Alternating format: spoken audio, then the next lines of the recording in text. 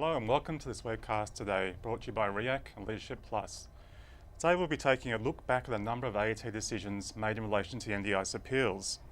The panel will be discussing these cases both from the perspective of those who made the appeal, the legal point of view, and also what decisions may or may not mean for future participants of the NDIS. You have the opportunity also during this webcast to ask some questions, so please begin logging them now if you have any, or any time during this webcast. Just to introduce everybody, my name is Lance Houston.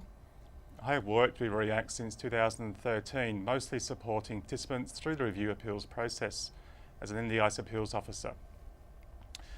In a sense, like all of us working in this area, the work has developed as the NDIS has evolved from idea to trial to full scheme. It's been a great privilege to support many people in their appeals in an often confusing and challenging environment. My role now at RIAC is mostly in projects regarding the NDIS, including presenting a series of web events exploring these issues around the review and appeals process. Just like to introduce the rest of the panel now. In the middle we have Michelle McGarrigle. As some of you may know, who supported her son Liam through the AET appeal process, which led eventually to the federal court, where they were successful in the court determining that Liam's transport costs should be fully funded. We will talk some more about this case this morning. Michelle's also now facilitating a sort of a peer and self-support, self-advocacy group through RIAC, with the goal of offering mentoring and support to others who are challenging NDA decisions.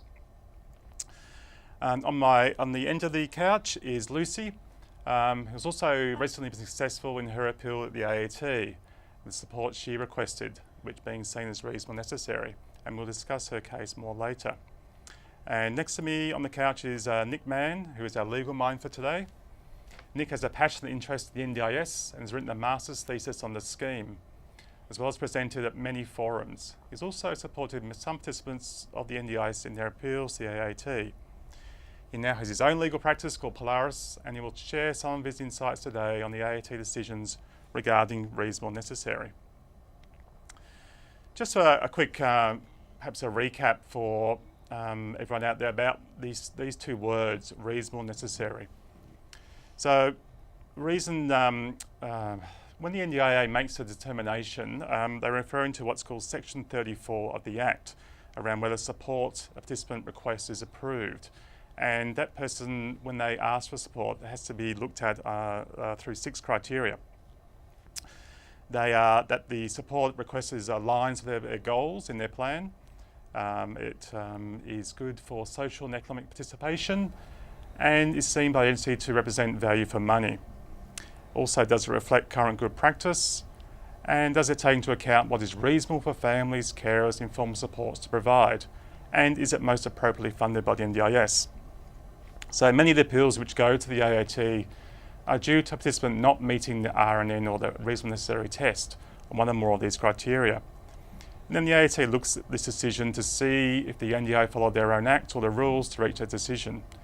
As we shall see through this process, it's interpretation of these words that really determines how these appeals run. First, I'd like to talk to Lucy and Michelle a little bit about their experiences of this process of going to the AET and really having their lives examined and their families, and just what it feels like to actually go through this process. So, do you mind, in any order, either of you talking about how it feels to go through this AET process, and just talk a little bit more about what you experienced during this time? I went through a number of appeals processes at the AET, the first of which was just around becoming a participant. And I guess I'd really given up until I met people from RIAC and was encouraged to, take it that step further. Initially it didn't seem like such a grueling process, but it went on, and the other appeals, once I was given a plan, came into play as well. And by the end of it, the 3 appeals that I went through, I was exhausted. I just really had had enough, and I was really glad that it was over, that part of it. Yeah, it was a marathon. It was a couple of years, so yeah. Wow. Yeah. That's a very long marathon. time, isn't it? Yeah, it is. Yeah. Ultimately, though, we did have success, and that was a vindication really of the requests that I'd made for supports and my status as a participant. Yeah. Michelle? Well, mine's still in the process, as some people would know. As with Lucy, I went to RIAC to get support on moving forward, and between RIAC and Legal Aid managed to get to the AAT, where we weren't totally successful, but we were given enough leeway that we could take it further and took it to federal court. We're now waiting to go back to the AAT. The whole process of getting there was made so much easier by having support with RIAC. I've always believed that you get a team together with different expertise, and RIAC had the advocacy expertise, Legal Aid had their legal expertise, and I'm the expert on Liam and his case. So great teamwork has got us this far. We'll get back to the AAT at some point, and hopefully we'll get it sorted. So both of you, your appeals were successful. Why do you think that it is so? I mean, you've read decisions, or you listened to the decisions by the members of the AAT. Did you really sort of get a sense of what they were saying and why you were successful? Did it make sense in I suppose, in the layman's terms about what occurred for you, both of you? I think the initial appeal to become a participant, to me, seemed very straightforward. It was a matter of getting the necessary evidence together. Yep. And like other people who have gone to the NDIS with what are seen as psychosocial or mental health issues, that type of disability, a lot of people have been unsuccessful. So, it really was persistence, and I would encourage anybody to do that and to get that expert help as well, because I know I got to a point where I just thought, well, maybe I'm not disabled enough, and it was through talking to RIAC that I got the message quite clearly that that's not the case. It's actually that there are issues around the way these things are assessed when it comes to the NDIA at the moment. So, and then through the other appeals, it was a different process each time, but certainly, persistence was a big issue in it. I'm sorry, have I answered your question properly? Close to, yeah. And Michelle, yourself, did you find going through the process, did it make sense to you? Was it like something that you felt that wasn't sort of too legalistic or too detached, or it was actually, it made sense why you got the supports that you needed for your son? Well, we didn't win our AAT, so we appealed it. I felt it did come back more on the legal side of things, but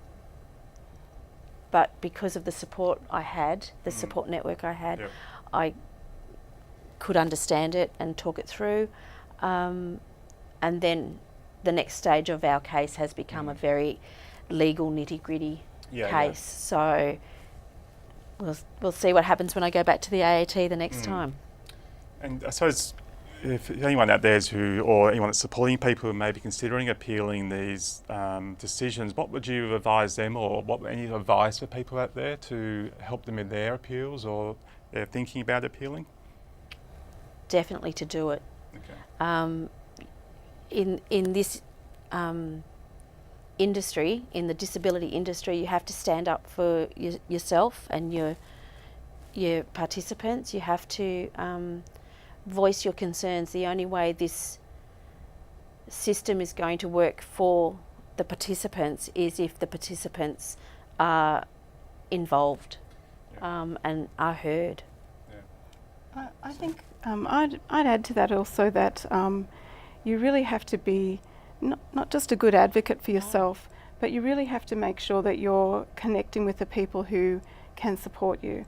And so, whether it be your GP, making sure that you're talking to them about, what your supports are, and that they've got things documented, and any other people that are doing assessments or are documenting what your disability is, make sure that you tell them everything that you can, so you really get good documentation, because sometimes it'll come down to you know, not having this person or that person tick this box or that box, and you know, you need all of that documentation. So, you know, speak out where necessary and get that. Yeah. I think you're right, Lucy. I think that having the correct evidence and the correct documentation is so critical in these cases, isn't it? As you both know, it's a really important thing.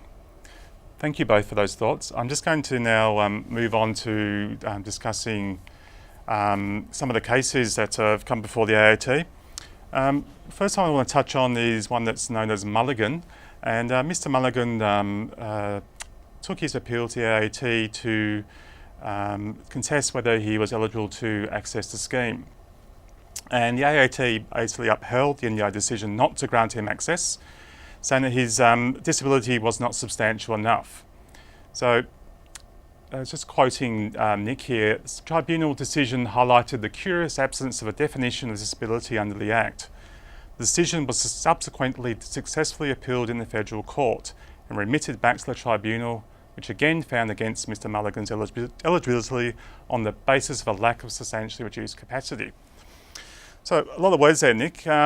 Is there a way you can elaborate further on this case and perhaps talk about you know, this toing and froing between the AAT and the federal court, and just perhaps drill down a bit as to why you think he was denied access and what this means for the scheme moving forward? Yeah, absolutely. So I think it's important to understand the Mulligan case in its context. This was the first case under the NDIA to go to the federal court. Yep. And so it was a new scheme and a lot of uncertainty around how decisions by the agency would be interpreted, both by the AAT and on appeal to the federal court. Yep. And so there's a lot of interest in this case because there are a lot of participants out there who look to this decision to understand what they might be entitled to and what they might not be entitled to. But moreover, it was an indication, I think, of the way that the agency was prepared to apply the principles that underpin the scheme. And you've got to go back to square one and understand the motivations for the scheme as it was designed, you know, really being an application of the Convention on the Rights of People with Disabilities. Yes. And what the CRPD rights that Australia's signed up to mean for a scheme like the NDIS. And what we saw at first instance in Mulligan, this is a person who had a couple of back injuries and also a heart condition, which meant that he was unable to mow his lawns. He had a reduction in his capacity, but the AAT at first instance said that it was an undoubted reduction, but not a substantial reduction in his capacity. And in doing that, it really took a very narrow view of capacity and what he was able to do on his own, and to some extent it ignored the manner in which he was able to do it. So, for instance, he might be able to mow his lawn over the course of 2 days with a break every 5 minutes, but he was still able to do it. And the AAT took a much narrower view than the federal court ultimately said they should. And so I think, given that was an early decision by the federal court, it required the AAT to look at the context of the individual circumstances as a whole, and also reminded all of us that in order to be eligible to be a participant in the scheme, you really only need to satisfy one of those criteria relating to substantially reduced functional capacity. It's a different argument again once you become a participant in the scheme and start to have some to and fro about what's reasonable and necessary. And Michelle and Lucy have gone through that, having been initially accepted into the scheme, then having a separate argument about what they should be entitled to. So I think there are a number of reasons that the Mulligan decision is really important and can be pretty instructive for us as participants and advocates and people involved in the scheme. Can you comment any further about why this case went to the federal court and they basically sent it back to the AAT to look at it again, and then they still upheld the same decision?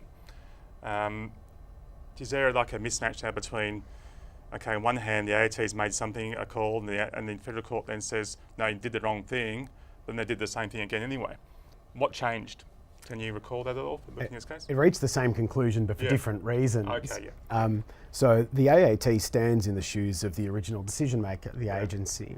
The federal court on appeal is looking at whether the AAT correctly interpreted the law as it applies to Mr. Mulligan and provided instruction about how the AAT were to perform that role and said that the way they'd performed the role was incomplete. So that, but the federal court doesn't have the opportunity to remake the decision themselves, and this is what we found out from bitter experience with Michelle's case, that as much as we might like the federal court to stand in the shoes of the original decision maker and remake the decision, they have to send the decision back to the AAT, and that's no guarantee that the decision will be different second time around.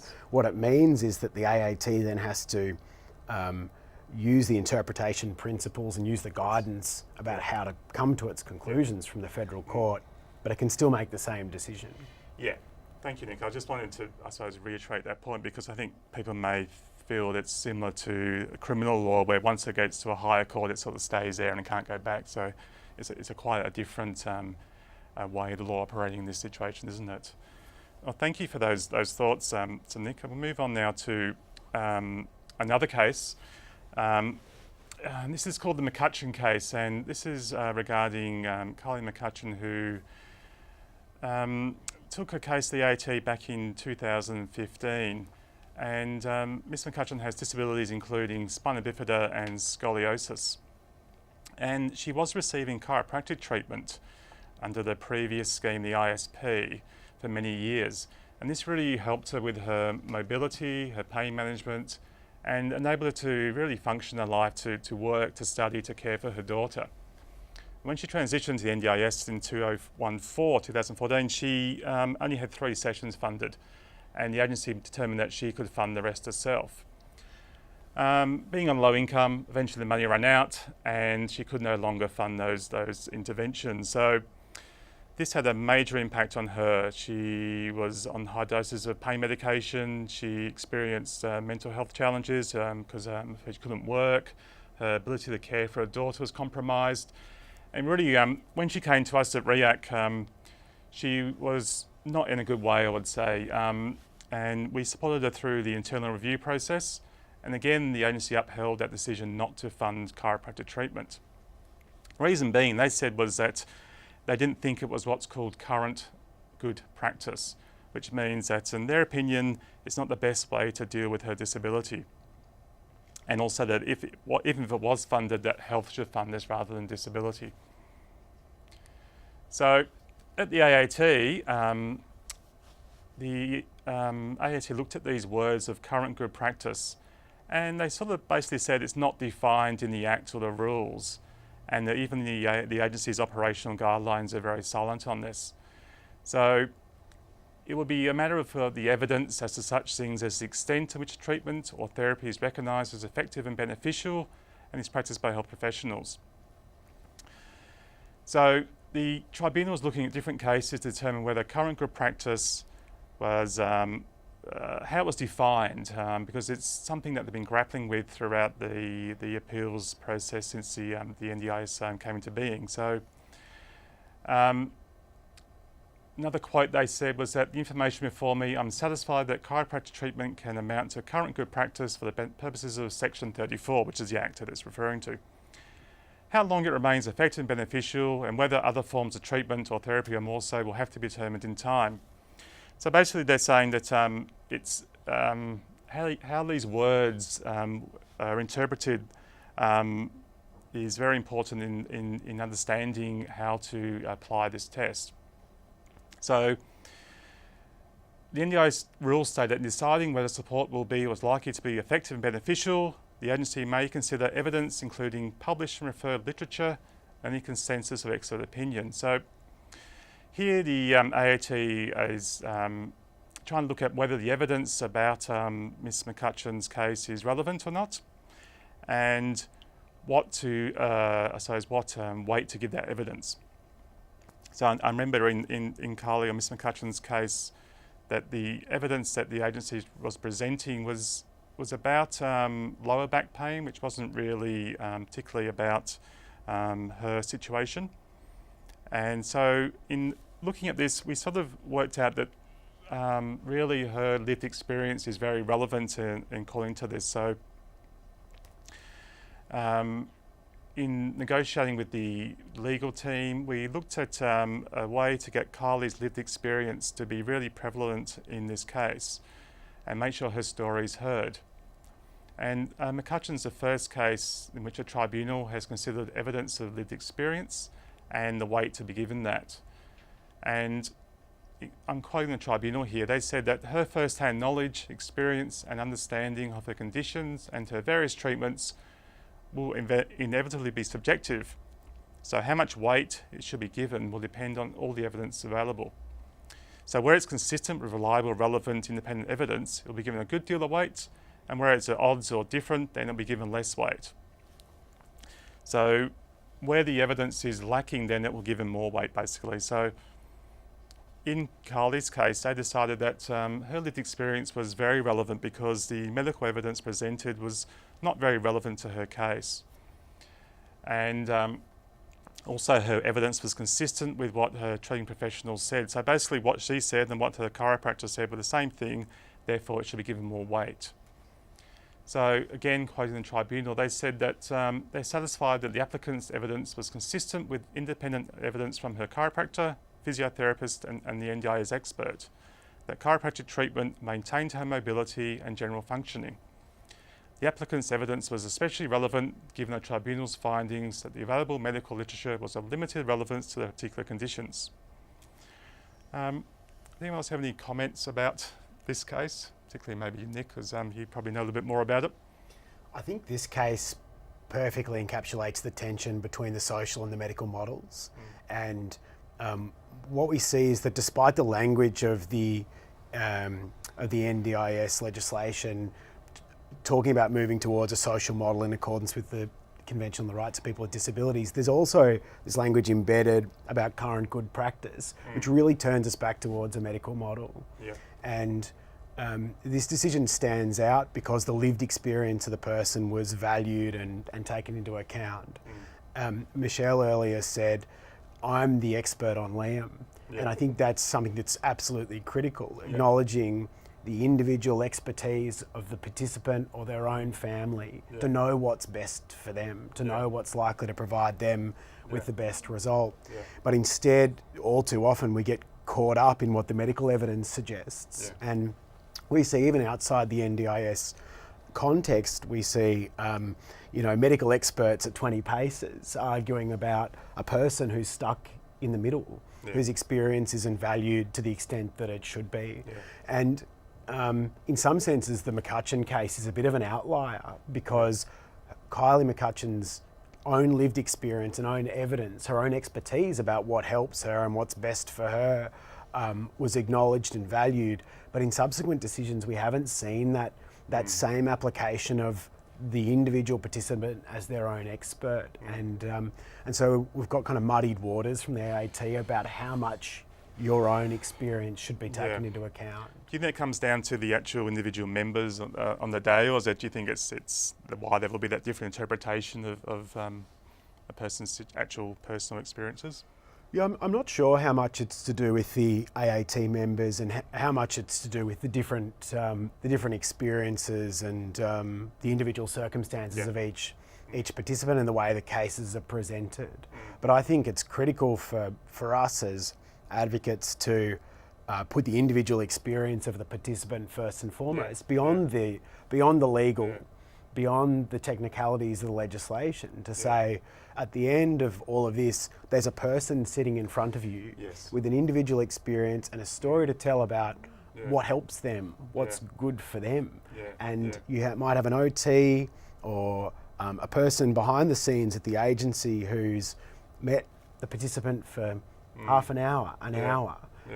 There's a weighing up that needs to occur from the AAT about whose evidence should be preferred, but we should never relegate the participant to a backseat in favour of the medical the medical experts. That's how we find that balance. Mm. Lucy or Michelle, did you find writing or being involved in that process of talking about your lived experience, did that help you to find that or to feel that your side or your experiences were valued as a family member or participant yourself, Lucy?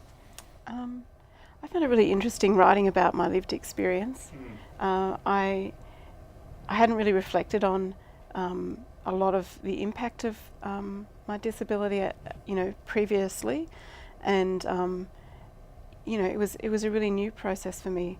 But it was also very useful to sit there and think about all the different ways. For instance, the problems with my eyes and the different ways that impacts me from things like pain, just from having light. It gives me pain, and all the different circumstances that then impacts, like driving, I started to leave the stove knobs turned on with the gas not lit, and that was a bit of a problem. So, just documenting all those little things, and so ways that I could then approach that, and supports that I needed, like having bright stickers put on the stove, for example, so I could tell when it was on. I think it was really an important part of the process, that whole documenting of lived experience. But it did seem sometimes it was definitely given more weight than others, and I think sometimes it was just sort of overlooked, but it's definitely a worthwhile process. Yeah. Michelle? I found talking at the AAT, I sat next to my legal aid and was actively involved, and I found that very empowering to be able to tell the member and the rest of the room about Liam and his life, because, as was said before, this is about individual people just trying to do their day-to-day life. They're not asking for pie in the sky things, they're asking for basic living rights, and getting Liam's point across that in our case we are dealing with a vulnerable young man who needs to be supported in what he does on a daily basis, and to have that opportunity to respond when in some cases my expertise was attacked in that forum, and no bones about it, you do put your life on a platter and hand it up to them to be scrutinised and picked over. But I found, once again, with the team around me, I felt very supported in standing up for Liam's rights and mine by default. So, it was empowering. Thank you. Nick, any final comments on this topic? Yeah, I think it takes a lot of strength to be that vulnerable and to say, here is my whole life. Now make a determination about how much of it's reasonable. But one of the things I wanted to pick up on that Michelle had just said a moment ago was about how modest these requests really were. Yeah. There was some concern early on with the scheme that requests were going to be made which were quite exotic, which were, a swimming pool would make me feel better. Jewellery would make me feel better, and my own experience as a participant tells me that it will. But what we've seen from the appeals that have gone through, what we know as advocates, is that most of these requests, in fact, all of the requests that I've seen have been very, very modest, and these the idea of exotic or expensive, unnecessary requests, I've just not seen any evidence of that. It's people like Michelle and Lucy who are arguing over, the basics, rather than anything that's particularly exotic. And so why shouldn't we listen to the individual about what are the day-to-day basics that are going to help them? Yeah, and often things people are requesting are things they've had for many years under previous funding arrangements. So it seems hard that this wonderful new scheme which promised a new era, that we're having to fight for things that have been fought for many, many years ago and won, and people got used to having. So, like transport. Like transport. Yes. Going back to the McCutcheon case, one of the issues that the AAT looked at in it was this issue which comes up in many, many of the AAT cases as to who is funding what. So often the agency or the NDIA will say that a support is better funded by health or another government department. So So in the McCutcheon case, they said that they thought that chiropractic treatment would be better off being funded in health because it was seen as what's called clinical treatment. And they also said that because there's possibly a Medicare rebate available for this, then therefore it's more appropriately funded by health. And what the AAT said about this was that basically the agency will fund physio, OT, things like this. And they're seen as things for assistance and to enable someone to improve their functionality. And they see no reason why not to fund chiropractic treatment. And the fact that Medicare funding is available does not necessarily preclude the NDIA funding and support. So basically there's room there to say that, well, just because its other funding body can do some doesn't mean that the agency can't as well, because they fund lots of things besides a chiropractic treatment. So Ms McCutcheon won this case and her chiropractic treatment was funded. And does this mean that everybody else can now have chiropractic treatment? So maybe Nick, do you want to hear you about to say something? This is a very important point, yeah. There's a short I'll let answer. Nick run with this one, There's a short answer and a long answer. The short answer is no. Yes. And the long answer is that if we're going to say, as we should, that the individual circumstances of the participant is key, then every case turns on the circumstances of that individual participant. Yeah. So we cannot say, Kylie McCutcheon received chiropractic treatment and therefore so should I. Yeah.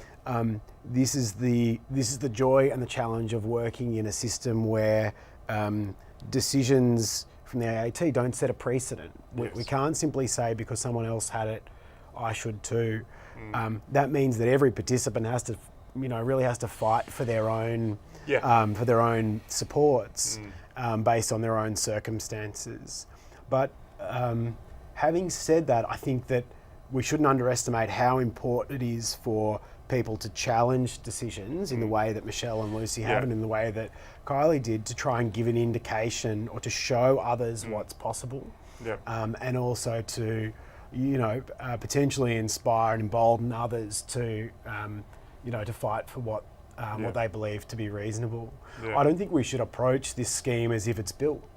I think that schemes like this are shaped by the arguments and by the appeals, by the challenges, the complaints to the system. We're still building it. Michelle and Lucy, by virtue of what they're doing on the appeals, are building the scheme and shaping it in a way that benefits the people who follow, despite the fact that there's no precedent set at an AAT level. Yeah, because I presume that you would hope or expect that the NDIA would be looking at reviews and appeals as a guide, as like a litmus test of how they're going.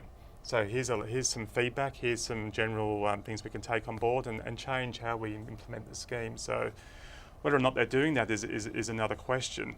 As we will probably see from some of the questions I've just noted on my screen here, will come up later. So thanks for that, Nick. I'm conscious of time, so I'd just like to move on to your case, Lucy.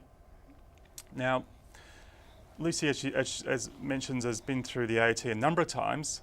First of all, just to get onto the scheme itself, but then to actually try and have some supports funded, which she felt she really needed. So the case I'm referring to here is Lucy was requesting the funding of some special lenses for glasses for help with the vision, called prism lenses. And her case is KLMNN, so it's de-identified online if you look it up. But in that case, they refer to at least 6 other previous AAT cases, including Michelle's case at the Federal Court and many others. The reason I mention that is that it just shows that each case is building, I suppose, a body of thinking around the AAT about how we look at some of these key considerations. So basically with Lucy's situation, in a nutshell, they said that they didn't think that what she wanted was value for money, and that even if it was, it should be funded by health. And the AAT in this said, well, this is quite difficult to differentiate between whether something is a health condition or a disability. So in Lucy's case, is her vision linked to overall health, or is it actually something which is linked to a disability?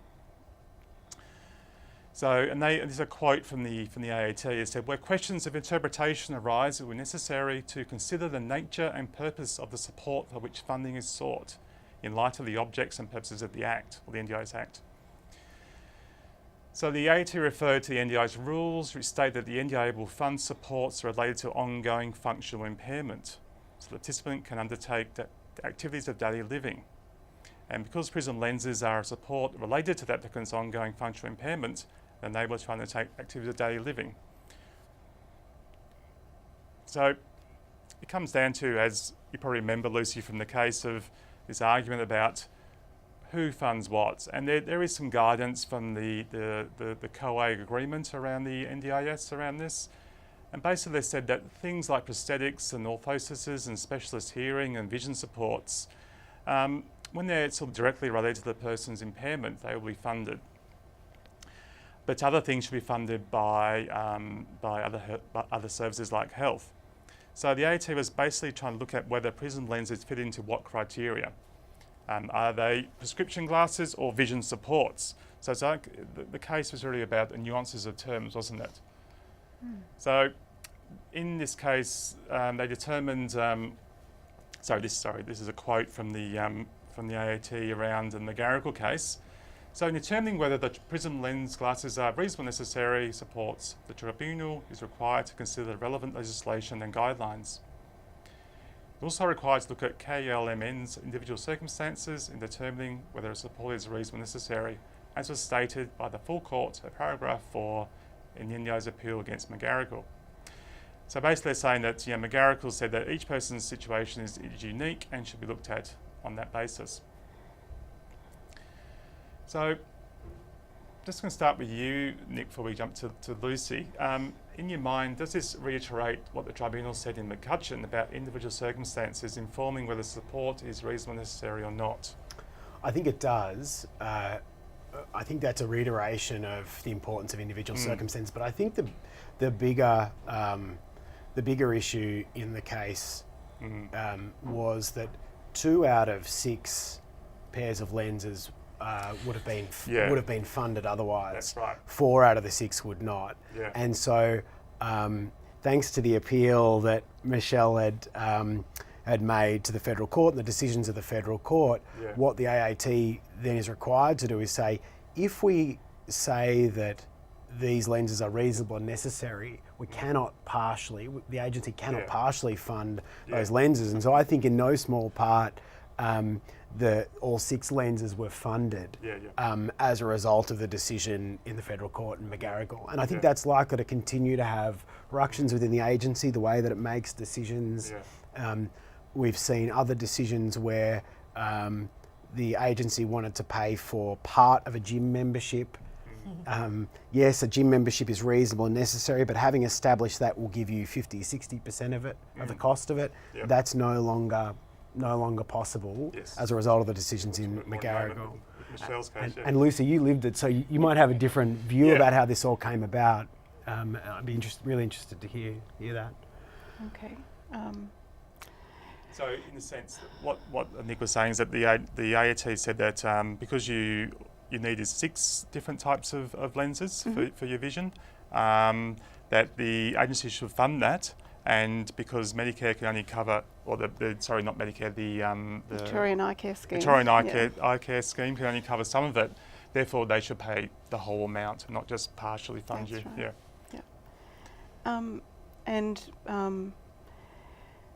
The thing about it for me is that it's not about visual acuity. It's about that my eyes don't focus, and so that's what the prisms do. They bring things back into focus, and so, I mean, it's pointless having circumstances where I can focus, to 1/3 of the time, and then the rest of the time not actually being able to see properly. So I really think that was a key part of it.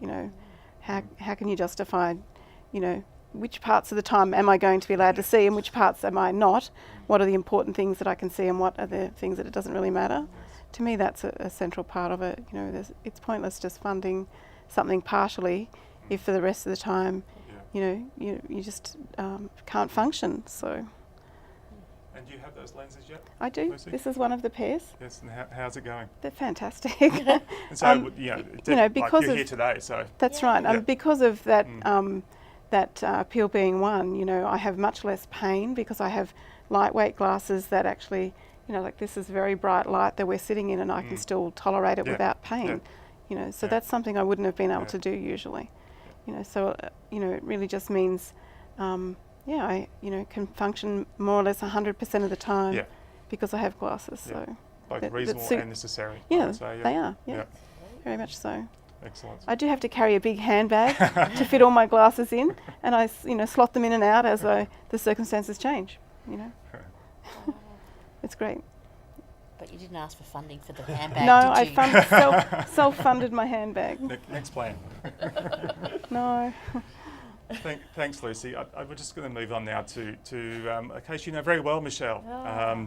This is a McGarrigle Federal Court appeal, and I'm just going to read from what the synopsis of the decision that the Federal Court made about this appeal. And they said, once the decision is made that support as identified and described is reasonable and necessary and subject to the other requirements in the section 33.5 and 34, the scheme requires and contemplates that support will be funded. And here's the important words: in my opinion, that can only mean wholly or fully funded.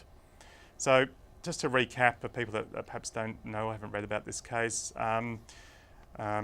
Michelle's son's transport funding was only 75% funded, and the agency determined that they should pay the difference or the rest, which is a sort of an arbitrary figure they came up with. So basically now Liam's transport is seen to be fully funded, so 100%, not 75% funded. And Michelle or Nick, anyone else, would you like to comment on that decision, what you felt when you heard that, Michelle? Oh, we were over the moon. Yeah. The first 2 years of Liam being in the scheme, Yeah. he had full funding for transport. Yeah.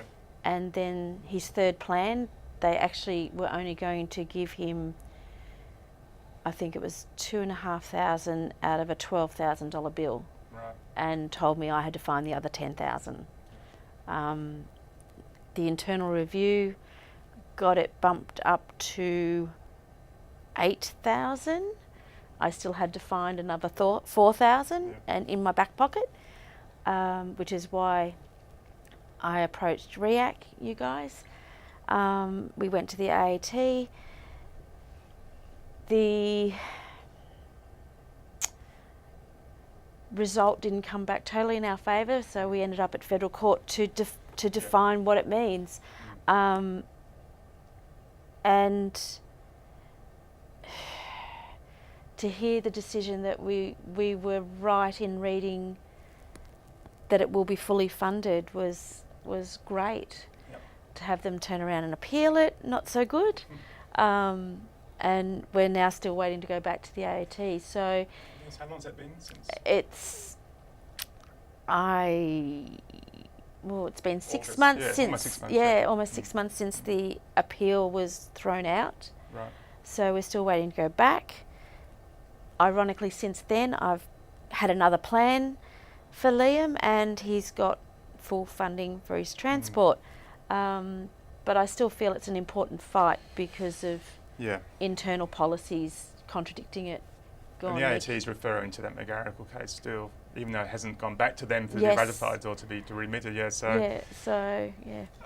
hand to Nick now to talk about the absolutely. nuances Go of for that, that. 'cause it can be a little bit complex. Before I do, can I just ask Michelle though, you're talking about 100% of transport, but it's not 100%. You weren't asking ever for 100% of all of his transport needs. It was only in relation to his going to and from employment. It was his 5 days a week. He goes to supported workplace and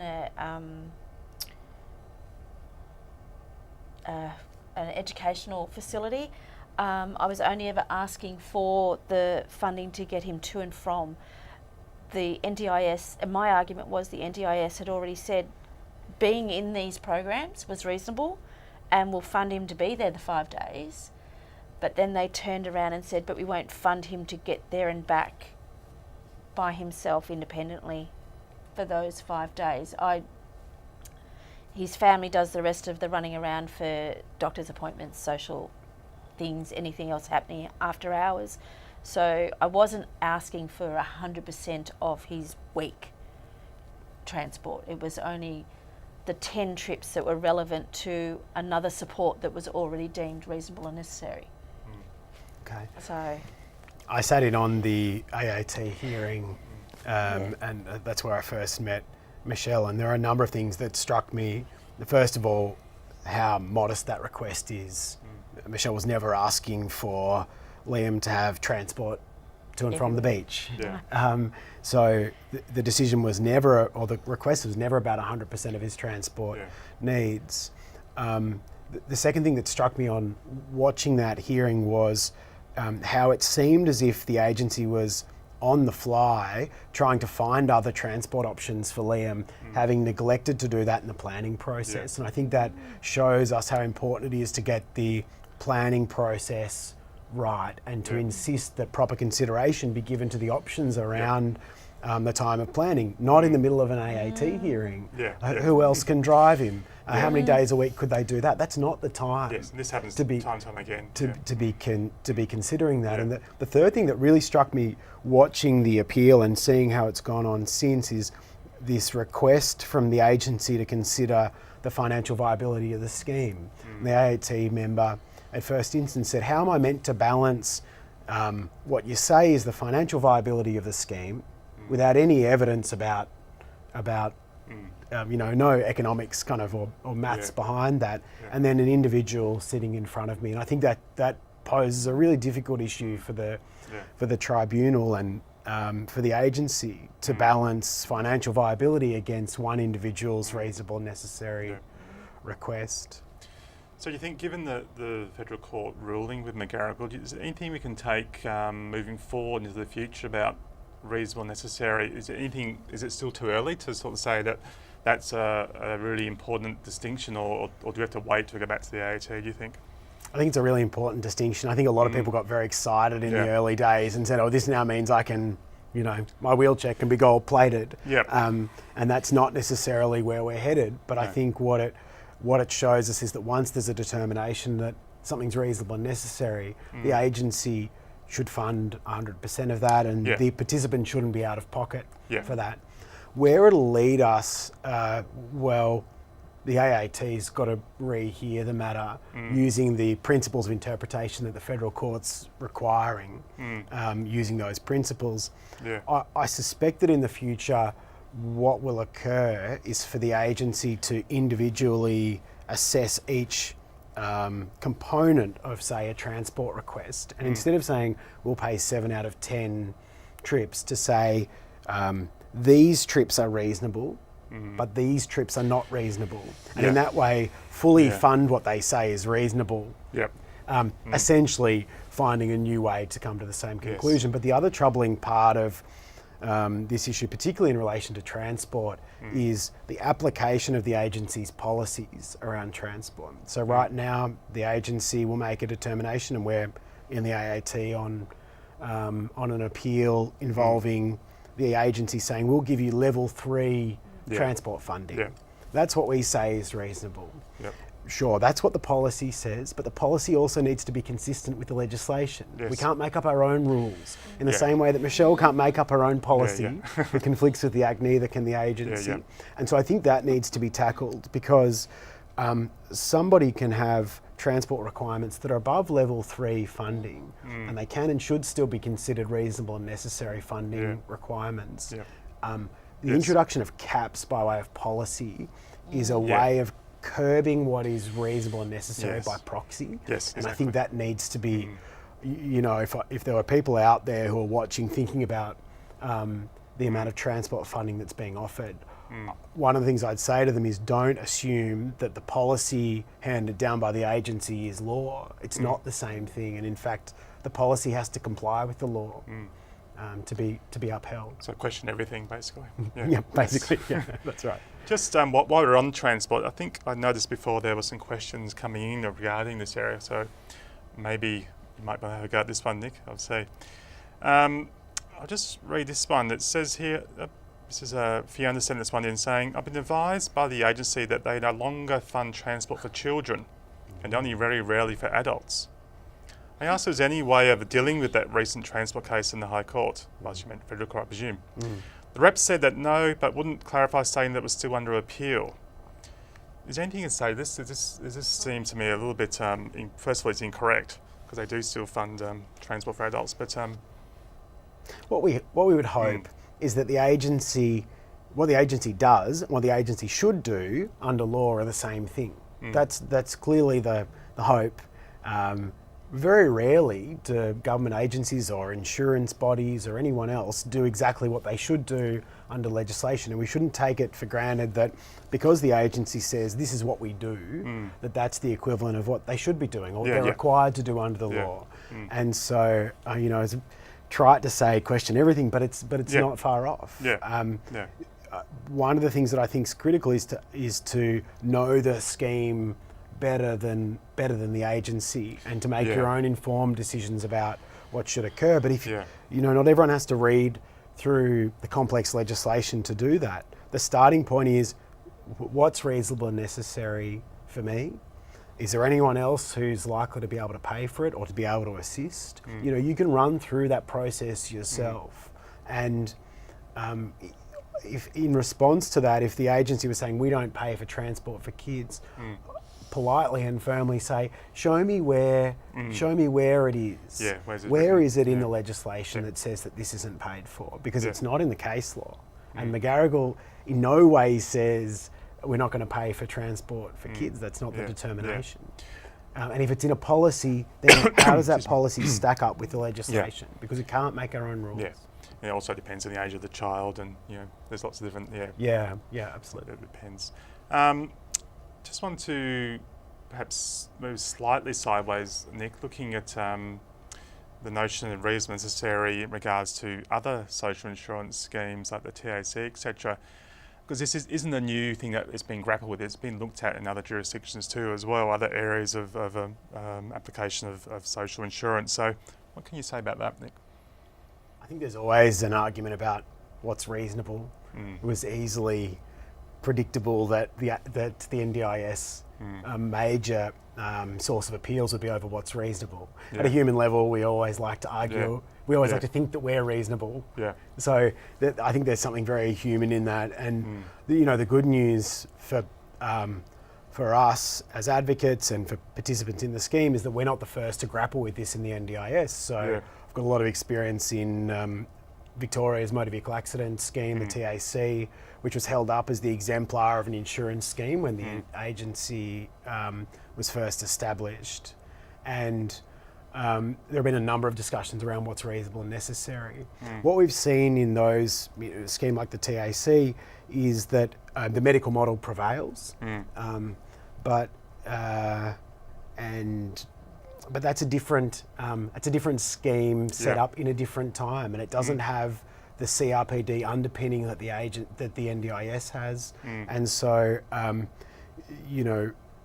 a medical model approach is is the way that things have gone within the TAC, but it doesn't have the same requirements it doesn't have the same human rights framework that the NDIS has and should apply. So you think that's the agency is really sort of fully looking at the CRPD and using that to inform decisions, or do you think it's being sort of skimmed over and not fully utilised? There's a gap between what it does and what it should do, as I said. One of the factors that has to be considered is the financial viability of the scheme. And so I think, in fairness, what's occurring is a rapid rollout, huge expansion, testing of what should be funded and the implications for the scheme overall. No one wants to see the scheme implode under its own financial, financial weight or financial burden.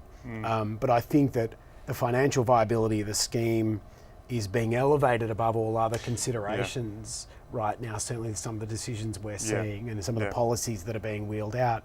And so there needs to be a correction in the balance between the financial viability of the scheme, and also what's reasonable and necessary for individuals. And can that argument be used to justify not support, giving someone the support that it's in the interest of the scheme not to fund it? Do you think that's legitimate for the individual to bear that burden and to say, oh, because we're worried about cost blowouts, we can't fund that for you, even though it's so needed by that person?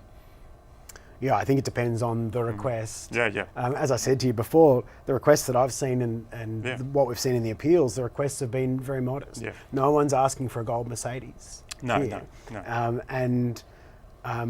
So I think it's a weight of numbers Yeah. problem more than anything. Yeah. There's nothing unreasonable about Lucy's request for transport. Yeah. Per se, except that there are 1,000 other people potentially waiting for funding for transport. Yeah. They have access, the agency has access to those numbers, but it's a very difficult thing for them, because in the quarterly reports that are the glossies that are published, we're on time and we're under budget and gee, aren't we doing well? To then turn up to the AAT and say, well, it's all about to go under because of one person's request for a few grand in transport. Exactly, yeah. How does that stack up? Yeah, And it seems an anomaly, isn't it? Yeah. I think the way through is to say, all right, if you say this affects the financial viability of the scheme, then show me. Let's see the modelling. Yeah. Let's see how Bring it out, funding Liam's transport to and from work is going to combust the scheme. Yeah. I think we need to put the agency to its proof a little about that. Yeah. In order to try and recorrect the interests of the participants and in the individual cases and the participants overall. Good point. And I'd like to move on to some more of the questions that are coming through. And Chris asks, and probably again this leads on to what we were talking about before, Nick. He says that the World WHO has a social model of health as a determinant of general health. Can this be used in evidence or support people in applications, I presume that means? Yeah. So the social model of health and disability informs the legislation. Yeah. To an extent, and it should to a large extent. Decisions, plans should be interpreted in a way that accords with that, because that's what the legislation requires. So I wouldn't say that it's necessarily evidence on its own, but I certainly think that we should be looking at what's reasonable and necessary through the prism of the social model of disability and health. Yeah. Yes. There's another question from Fiona here that says, when is the appeals cycle exhausted or over? So I think she's probably referring to the fact that it goes to the AAT, the federal court, and then back to AAT. Does it ever end? Is there a higher court it can go to, or is there a final date? Michelle, does it ever end? You're still waiting, I know, Michelle, for the final, but yeah. Not for me, it hasn't. Yeah. And you've done it more than I have. It doesn't end in that. Also, each new plan might bring up new issues. So sometimes you'll be going over the same things, trying to justify a need for the next plan as well. Justify it every And then time. you've got to go back and do the internal review before you can apply to the AAT, before you can take it further. So you can be potentially, I think I've been appealing something for the whole time I've been in contact with the NDIA. That's a difficult run, Lucy. yeah. And I think what you're saying, Lucy, is a very, very important point, that even if the support is granted in one plan, doesn't mean it will continue to the next. So essentially, people can be trapped in the cycle, as Lucy said, of having to keep contesting the same thing over and over again. And we had many clients at the moment who've been back to the AAT to ask the same thing again. It's been accepted, had it for a year, then they have to recontest that same thing again. So this is very troubling for them. Obviously, it's stressful. It's distressing actually, and Certainly. yes, it's something we are very keenly aware as advocates, and we do our best to support them, but it's not good enough, I think, for those people. It's a really unfortunate but necessary thing to do to challenge those decisions as they arise, even though they won't bind the agency on the next plan as it comes around. And even though we've seen that some of the appeals can take 18 months, even just to AAT level, that's a fight that has to be had, because it'll be absolutely certain that if you don't challenge that decision, then the next plan that comes around will be a repetition of that same diminution. And you know, that's how rights and entitlements get chipped away. Yeah. Another question from Ralph. He says, in arguing for access in relation to substantially reduced capacity, I imagine that both the medical, psych evidence and lived experience will be essential. So I suppose this goes to the question of how the weighting of the evidence and how it's used.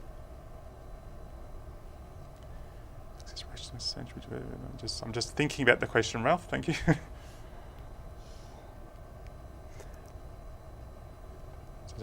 Yeah, I can say something on the way that yeah. evidence is weighted. We've seen that balance between the medical evidence and the lived experience evidence weighted differently in different cases, and there's a concern, I suppose, about how consistently they're being weighted, but we probably need to acknowledge that because each individual circumstance is different, the weighting will be different in each case. In Mulligan, when we're talking about substantially reduced capacity, there was, I think, a criticism by the Federal Court of the AAT for failing to look closely enough at how each of the activities that Mr. Mulligan was restricted in, how each of those fit into the legislative analysis. And so, I think there was some criticism about the way that job was undertaken and the fact that there needs to be more thorough analysis of how his life was impinged, or his functionality was impinged, and how it could be assisted by supports from the agency or by eligibility to the scheme. Yeah. I think in general terms, this notion of evidence and the necessity of it all is very critical to get across. As many of you listening probably know, that even accessing the scheme, maintaining access, is having doctors' reports, other evidence is so essential to getting supports you need to stay on the scheme and to get supports you need. So this is something that is, I know, very troubling for some people, because they often feel that they have to reprove themselves over and over again when it comes to their disability. And I can see Michelle nodding here. She'll probably jump in the comment in a minute, because and I know that at the moment we're having people that are being challenged about the original decision to actually give them any supports at all with the agency, and they're actually being asked to reprove their disability to stay on the scheme. So it's a very difficult thing for people that have a disability to actually, one, afford to keep on having these reports written, but also the time and the stress around having to keep on proving their neediness or their need for supports is disturbing for people. And I'll just let you jump in, Michelle, about that issue. It wears you down. Yeah. I stated at the AAT that I'm running a marathon. This isn't a sprint for me. I'm doing this for the rest of my days to keep Liam sustainable. Yeah. And that's all every participant wants. We want to be financially sustainable too. Yeah. We want to be able to live more than just day to day. We don't want to feel that we're putting our hand out for something that's beyond and above. We don't want that gold-plated limo. And in Liam's case, he just wants to be able to go to work 5 days a week like his dad does, and do it independently, which is another one of the backbones of the scheme, is to support the participants to be independent and out in the community. And it's a tiring thing to have to constantly prove your worth. Liam himself, with his intellectual disability, I don't think has a true comprehension. He sits at federal court and draws pictures and makes friends with everyone. He has a great time. He loves going to see Judge Judy. Mm-hmm. But for his support network, it's hard work, and it's a long-term job. It's a forever job. Yeah. I've got a couple of things to add about that as well. Yep.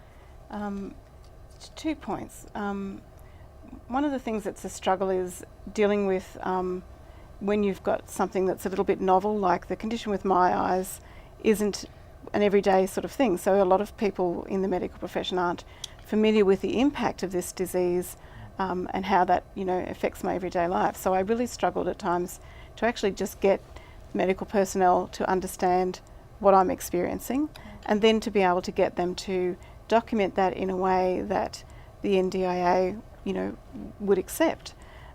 So I think, and also, being quite new at the time meant that it wasn't something that medical people had experience with, writing reports to the NDIA. So that was a bit of a struggle.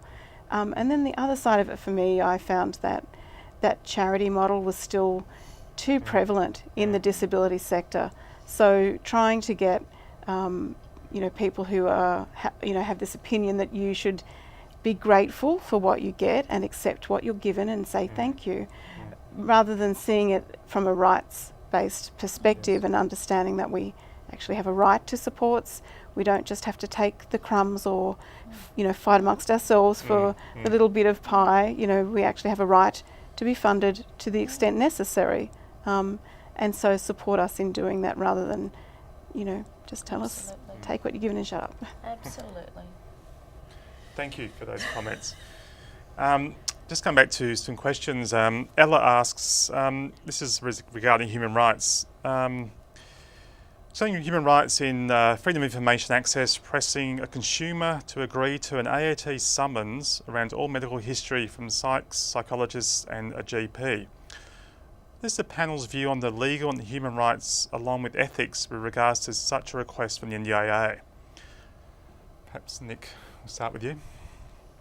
Yeah, so a request for medical and other information is something we deal with commonly in TAC, in the TAC scheme, in work cover and other insurance schemes, and it's always a bit of a bugbear for us as the lawyers of individuals and for the individuals themselves that are seeking to go through this process. I suppose it goes back to what Michelle was saying before about feeling like you have to put your whole life on a platter, and having it picked over. Where information is not relevant, we would say that there should be an objection by the doctor.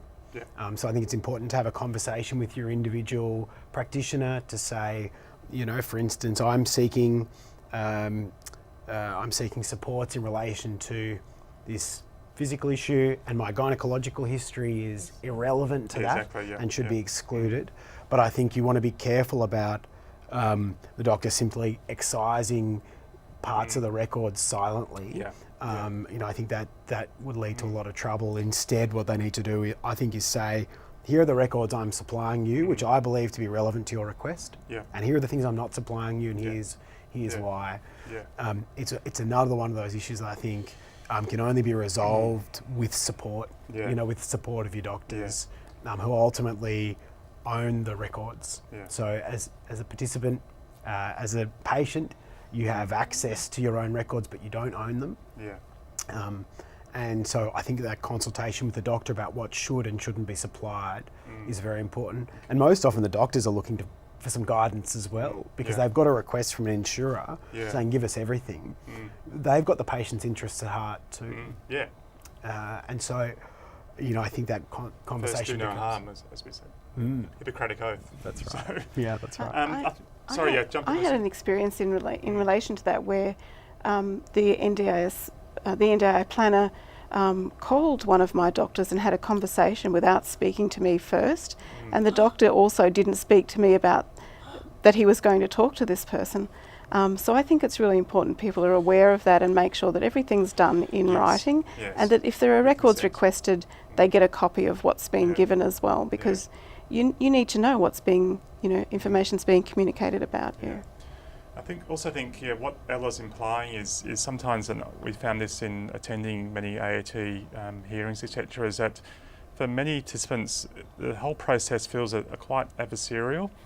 It's not meant to be. It's meant to be an inquiry as to whether support is appropriate or not. But I think sometimes the way the legal people for the NDIA tend to go about their business, they get a little bit carried away with interrogating almost the participant around the need for supports, and I've spoken to many people who've been through it, and they have felt they've been a little bit under the pump, a little bit the questions have been too personal, too almost like they're in a court rather than just in a tribunal hearing. So I don't know how if you've found that process yourselves, but it's definitely something to people to be aware of, that this process, although it's ultimately rewarding, I think it can be a little bit daunting and Definitely. Yeah. Definitely.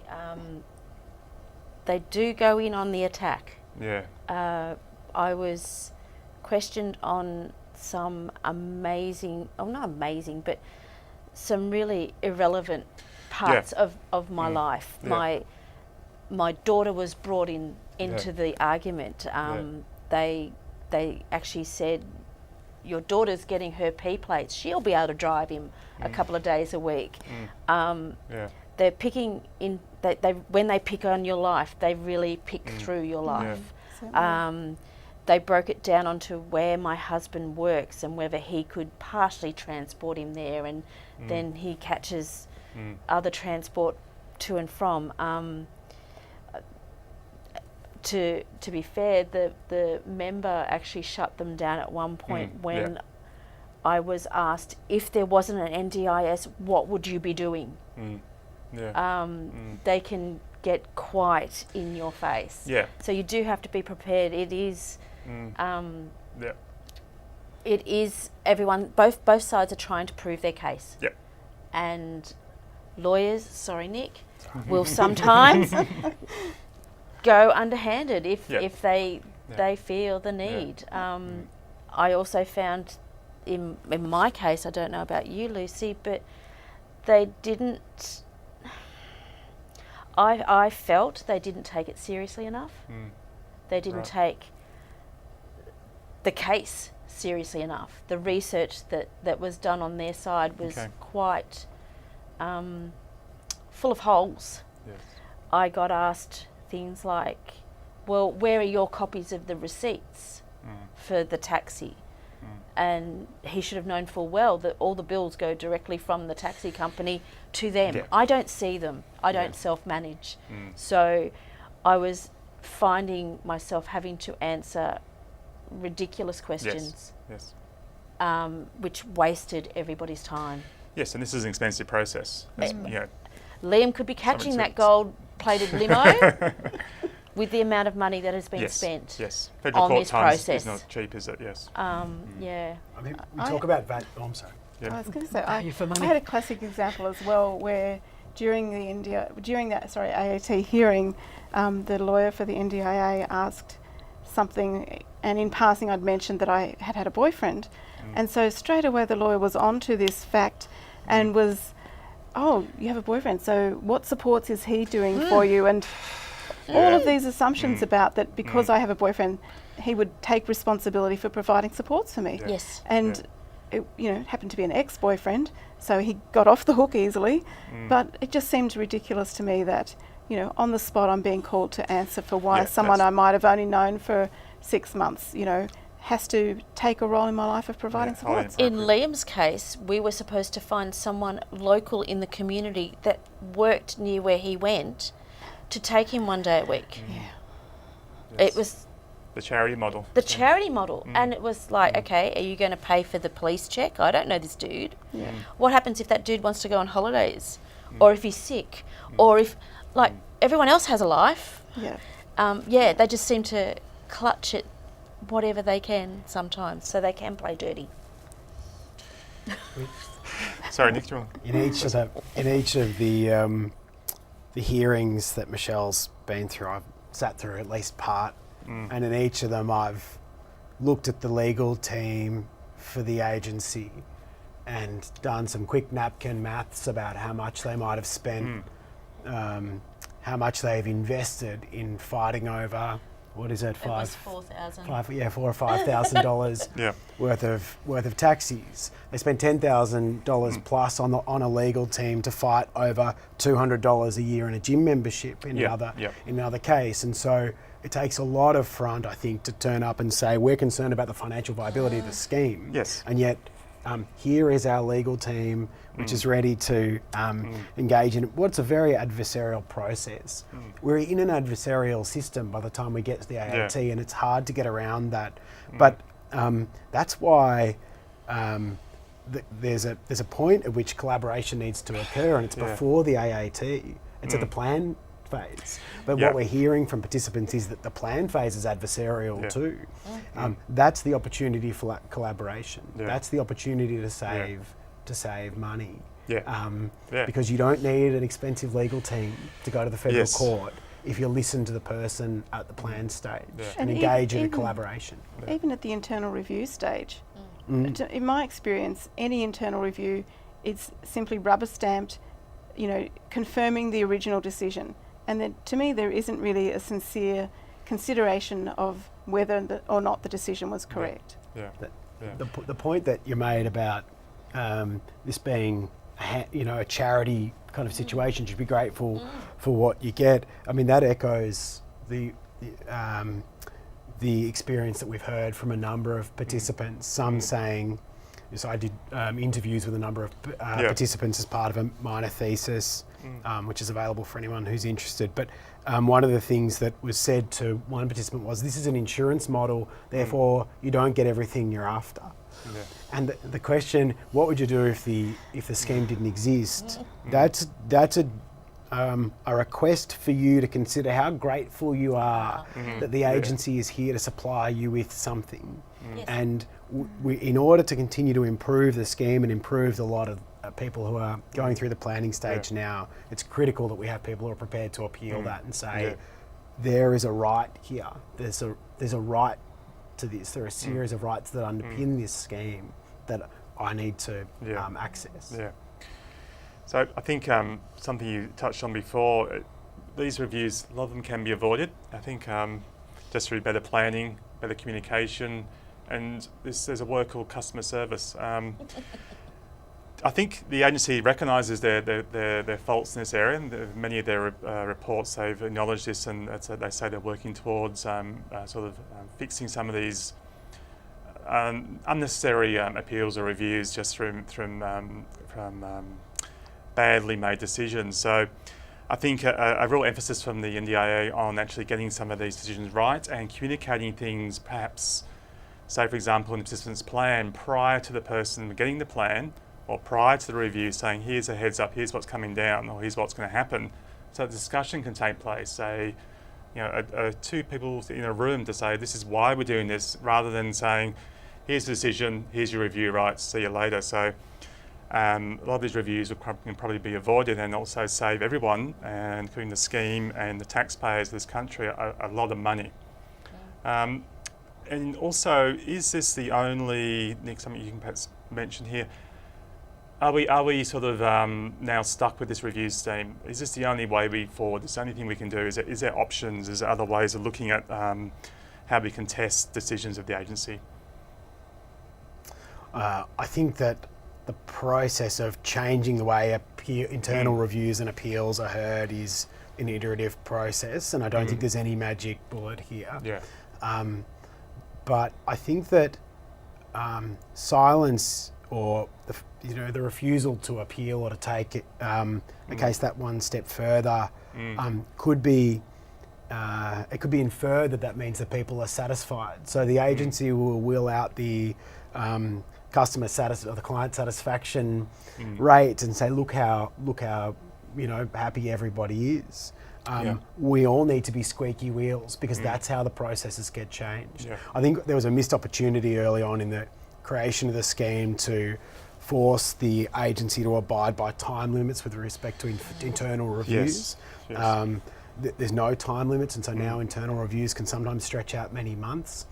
I think that we need to advocate for accountability, and in lieu of having sweeping changes to the way appeals are heard, I think we need to be the ones to hold the agency to account. We know that they're trying to improve their processes. There's a huge expansion here which is creating pressure, and at an individual level I think everyone's doing their best.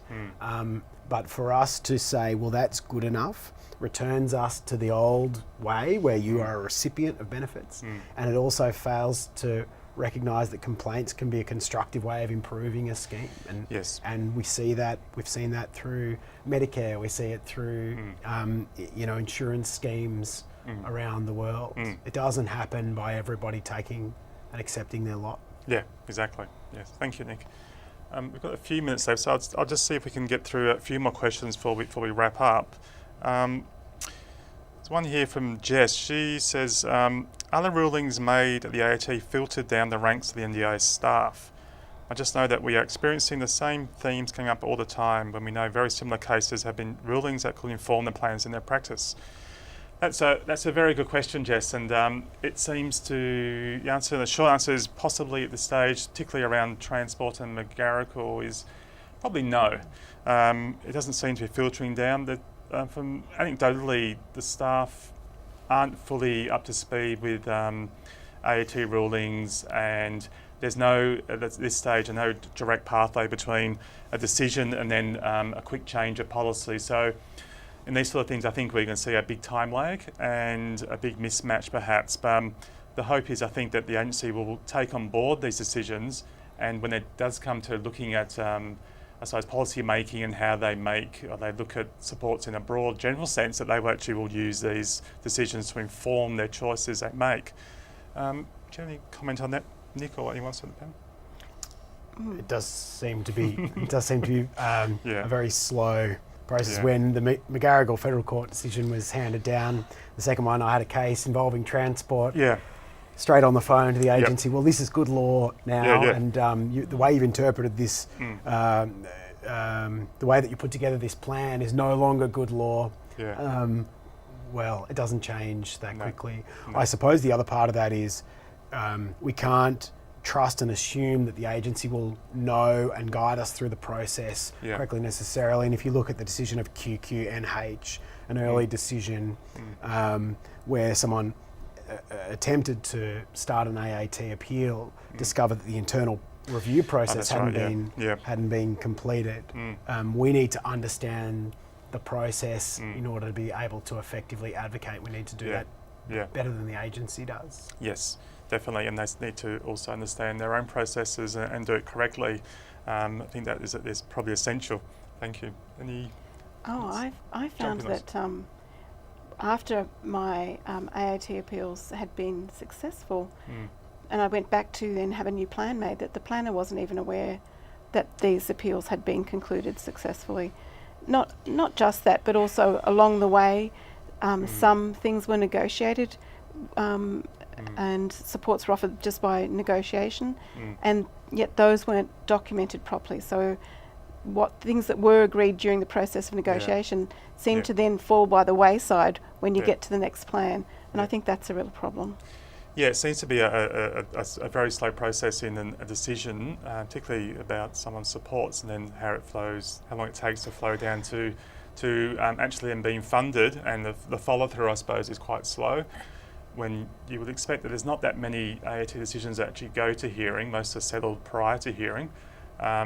You'd think that the small number would make it fairly easy for them to be sort of tagged and sent on to the appropriate office. So I don't know why this will be. It seems a fairly simple administrative type process. So let's hope that they get better in the future around this stuff. I spoke to someone who'd, as part of the interviewing process, who had a successful result at the AAT. The agency refused to change the plan or amend its decision in accordance with what was required by the AAT until they received a certified copy of the order from the AAT. That took several months. The person's in limbo for 4 months while they wait for a certified copy of the order. So I think there's still plenty more work to do. That's pedantic, isn't it, basically?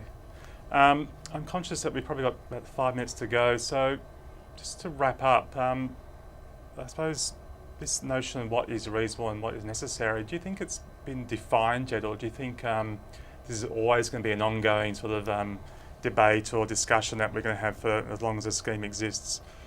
Nick? There are principles in the Act, Section 34 of the Act, tells us how to interpret what's reasonable and necessary, but there's no gold standard. There's no absolute definition, and there probably shouldn't be, because everybody's individual circumstances will be different, and what's reasonable for one won't be for another.